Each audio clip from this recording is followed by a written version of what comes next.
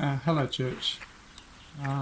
Welcome to the book of Ephesians, or Paul's letter to the Ephesus. And I just wanted to say a few things today about Ephesus, and also about how it's been helpful recently in our life.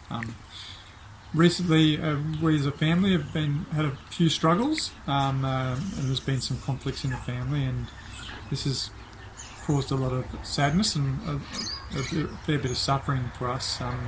So we've been working through that.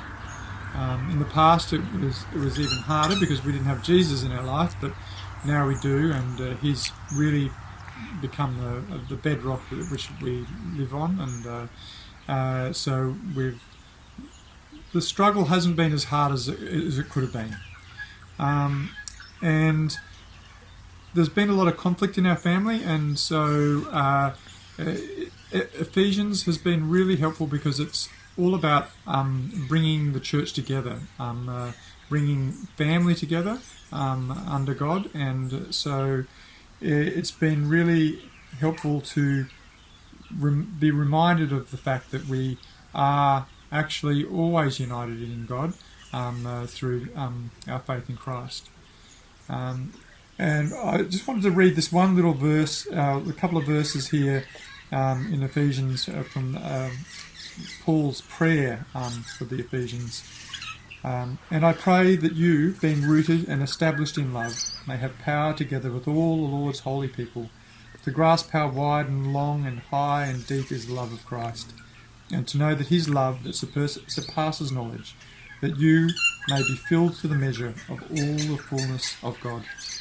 When I came to this prayer in the book of Ephesians, I was just really uplifted and just recognised that we're all united in Christ, and this has been helpful to sort of understand that while the conflict has caused a lot of suffering, that we're always held in His arms, that He loves us from the beginning of time, and so that we can just rejoice in that. So I just give thanks for the letter to the Ephesians, for what it's done and helped us in this time of struggle. And so I just would offer the church all my blessings, and say that we should always come together in Christ as a church, and not just the church of our local church, but the church that is around the entire world, that we should be all brought together in God, in Christ, and be ever working towards that glorious kingdom that will one day come and we will share in. So thank you, church. Have a good Sunday.